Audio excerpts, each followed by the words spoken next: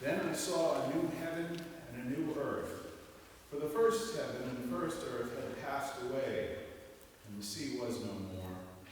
And I saw the holy city, the new Jerusalem, coming down out of heaven from God, prepared as a bride adorned for her husband. And I heard a loud voice from the throne saying, "See, the home of God is among mortals. He will dwell with them, they will be his peoples, and God himself will be with them. He will wipe away every tear from their eyes. Death will be no more. Mourning and crying and pain will be no more. For the first things have passed away." And the one who was seated on the throne said, "See, I am making all things new."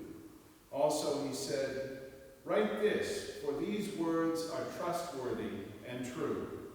Then he said to me, "It is done. I am the Alpha and the Omega, the beginning and the end. To the thirsty I will give water as a gift from the spring of the water of life." The Spirit and the bride say, "Come," and let everyone who hears say, "Come." And let everyone who is thirsty come. Let anyone who wishes take the water of life as a gift. The word of the Lord. Thanks be to God.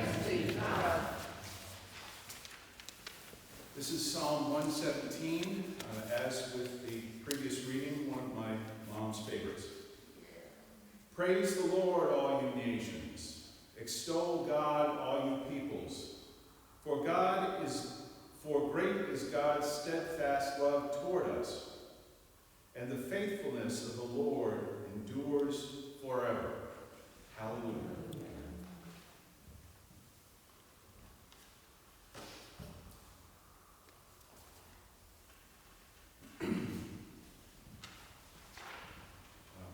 Among the numerous theologians whom my mother read was, not surprisingly, Martin Luther, of whom she said that we should like him much better had he only said 1/10 of the things that he had.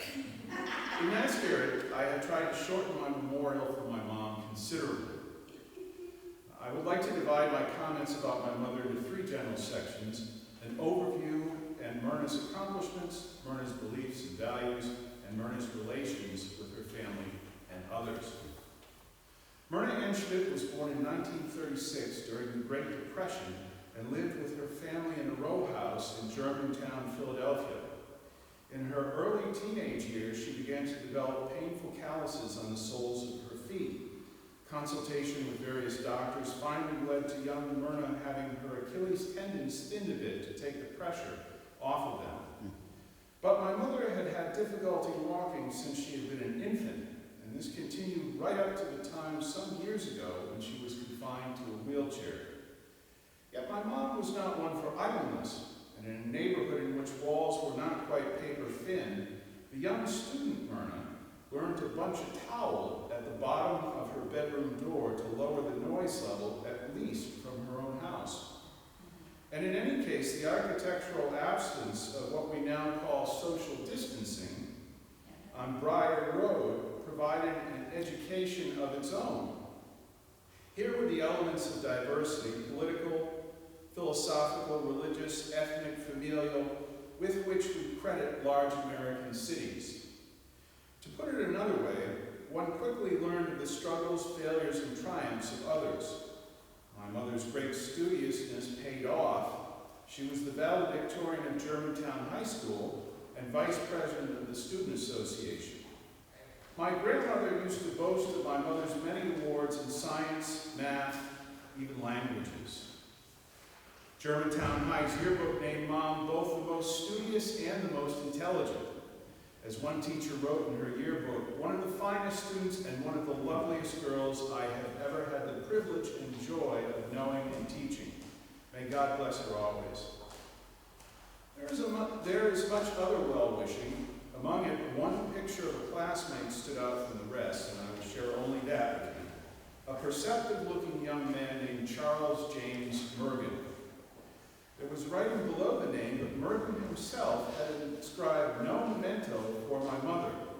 It was rather in a gentle hand I immediately recognized as my mother's and read 8756, deceased. I do not know what the cause of death was, but it occurred to me that as we mourn now, we must be grateful that my mother lived another 64 years. Remember the Beatles song, "Will You Still Love Me When I'm 64? Another 64 years that sadly Charles Mergen and countless others were unable to likewise enjoy.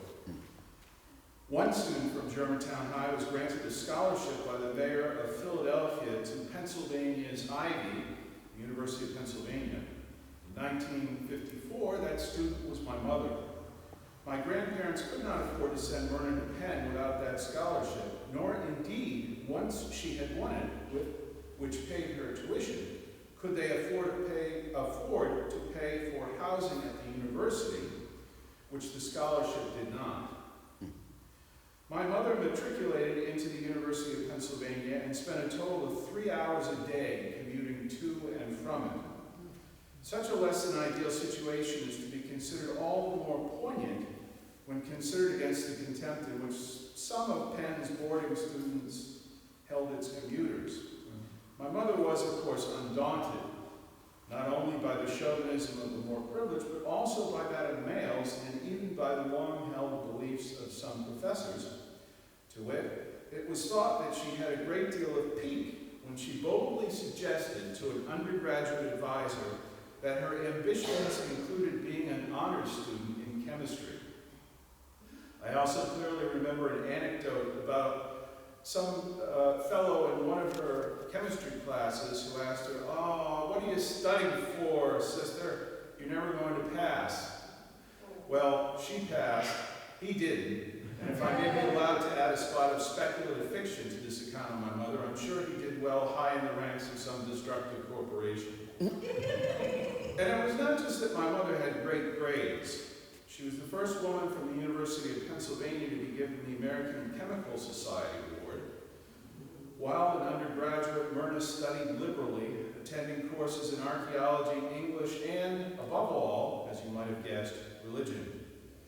But the first of my mother's academic loves was, of course, chemistry. Everything is made of chemicals, she would point out. Once at table, when someone crinkled a sandwich bag, she noted that the reason it was making such noises was that chemical bonds were breaking. Chemistry had this advantage over the humanities, my mother thought, and I argued with her about it, I might add, that if something didn't work in chemistry, one would just go into the lab and rerun the experiment or process in question to gain a definitive answer about the controversy. Chemistry was also more desirable than other sciences. In biology, for example, organisms were always eating or hurting other organisms. This was decidedly against my parents' cosmic outlook. My mother's idea of heaven, I might add, was a desert island where she and my dad could cohabitate with waist-high furry animals, essentially giant guinea pigs and marmots, I think, that didn't bite. After graduating Penn, it was off to Columbia University and the heaven of our nation's greatest city, New York, an education, many educations, all on its own. Here was chock full of nuts, the coffee, and the cafe, well, the diner. There were student opera enthusiasts in the cheap seats at the Met shouting out fanatically for their favorite characters. Here were various practitioners of the transportation industry calling out, "Toity-toity Street." Here in the big city was young, humble, and gentle, but a fiercely determined scholar from Philadelphia, Myrna Schmidt. Yet despite having, as I put it after she had just passed, all the virtues, and most in excess, Myrna had had no real abiding romantic interest. My grandmother tried to remedy the situation, picking a cure harsher seeming than the ailment. She wanted my mother to join a Lutheran social group. And so, as if a martyr going to the block, filial piety drove my mother to just such a group at Columbia.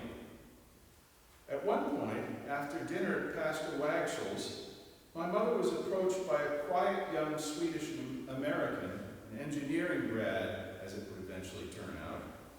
If there are those of you who don't know him that well, start with Jimmy Stewart and add to him the logic, precision, humanity, and sometimes the speaking habits of Leonard Nimoy's Mr. Spock, and you will sort of be on the right path.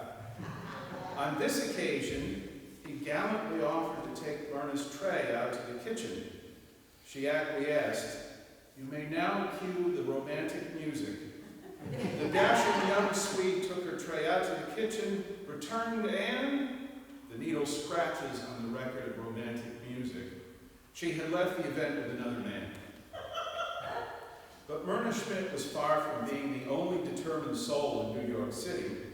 At the next gathering of the Lutheran student group, the dashing young Swede walked up to Myrna and she introduced herself. I'm Myrna Schmidt. I don't think we've met. We certainly have, rumbled back Alan Einar Pearson in protest. As my mother told it, it was at that point that she felt she had better remember this fellow. In 1961, my parents were married at St. Mark's Lutheran Church in Philadelphia. In 1963, my mother worked as an instructor in chemistry for Clark University. In 1964, she began her career at a college whose campus was to become part of the Pearson home, Wheaton College. In 1969, Daniel Allen Pearson came along. In 1971, Matthew Einar Pearson. 1969 was special for another reason. It was the first time the Pearson family vacationed in Hancock County, Maine. We are all probably familiar to varying degrees with the state of Maine. If not, you can find it mentioned in that most ancient passage beginning, "And the Lord God planted a garden eastward in Eden." The island on which we have stayed is divided in two halves by a sound and looks a bit like a moose's head without the antlers. I mention this because for the first time this spring, I realized that my favorite symbol of my parents is the one inseparable island those two halves create. It is impossible to estimate what joy that home away from home brought to our lives. In the beginning of those vacations, my mother was even able to take a hike with her family. It was just one of her feats of endurance. Here are some others. A slew of painful operations, overcoming occasional ridicule and twisted and sprained ankles. Wherever a twisted ankle is to an athlete, it happened all too often to my mom and could lay her up for hours or more. But such was my mother's concern for lightheadedness, moreover, that she always carried around and used smelling salts to keep her upright. One of my most poignant memories of Mom is during her years as a great chef. In order to stand to do her cooking, she had to support herself by leaning against our family stove. At work, in order to manage carrying around her books and papers on her own, she dragged around a special wheeled cart to meetings, office hours, and labs. And now, as we consider the progress of my mother's career, I would like to reflect briefly on her beliefs and values. My mother sometimes repeated Einstein's sentiment that I treat the college president the same way as I treat the janitor. Once or twice, she mischievously added, sometimes I treat the janitor better. Among the charities she supported were veterans, children's, and animals. Among the causes she championed were the environment, women, and the oppressed. Catholicity and open-mindedness are important qualities for both of my mother's former stomping grounds, academy and church. Once, for example, Mom had the temerity in Sunday school to speak of the Bible as myth, a word, I might add, which in no way conflicted with a deep, lifelong religious faith. My mother's attitude toward religion was right, if I may use the word, because she was prepared to be wrong. She studied widely in Jewish thought, and my parents generously sent both their sons to Catholic school. I might just add that I had a short list of days on which this ceremony might be held. I picked today, St. Columba's, because it reminded me of my family's dear departed friend, Sister Marianne Costello, who, like Columba, was also Irish. I imagine my mother and Enda now having a wonderful conversation in heaven. Like Sister Enda, who was also my high school teacher, my mother saw neither religion nor her bodily disability as excuses for withdrawal from society. She was fond of repeating to me the saying of St. Augustine, "Pray as if everything depends on God, work as if everything depends on you." Perhaps it is a bit misleading to speak of my mother's belief as something independent from the fruits of her labor. For her, the two were inseparable. To expound on my mother's activist spirit in the 1970s, when the expression "think globally, act locally" came into being, Mom was answering the call. It was under her auspices that Wheaton College's program in environmental studies was founded, and she directed Wheaton students in the study of the effects of pollution on the Norton Reservoir. Importantly, for the Norton Conservation Commission, data from her research was used in support of its objectives. I have vivid memories from decades ago going to the Norton Reservoir Dam with my parents to lower sample containers into the water. There, as in all things, my parents were the greatest supporters of each other's labors. For me, the lasting image of them is with their arms around each other, looking out from our porch as they sit quietly after dinner, or arms around each other, seated on our love seat in the dark, looking at the lights which they had hung on our Christmas tree, so their boys could come down and see them first thing in the morning. Or walking huddled close together on windy Cadillac Mountain in Maine, with their trademark simple blue hooded sweatshirts pulled tightly around them. Or, finally, looking out from a cabin porch to the woods surrounding a most beloved Maine brook. This has been the lasting memory of my parents, two inseparable sweethearts cuddling in a quiet corner of the world, of the noisy world. I would like to begin to close this reflection with an image shared with me by a neighbor and friend of the family. At one point she asked my father if it was difficult for caring for my mother, whose needs increased as she declined physically and mentally. "No," answered my dad. "She's my best friend." It is in my mother's nature that were she here now, she would wish all like happiness. This 7th of July is the birthday of my mother's favorite painter, Marc Chagall. He portrayed scenes of honest affection among sincere, hard-working, unostentatious people.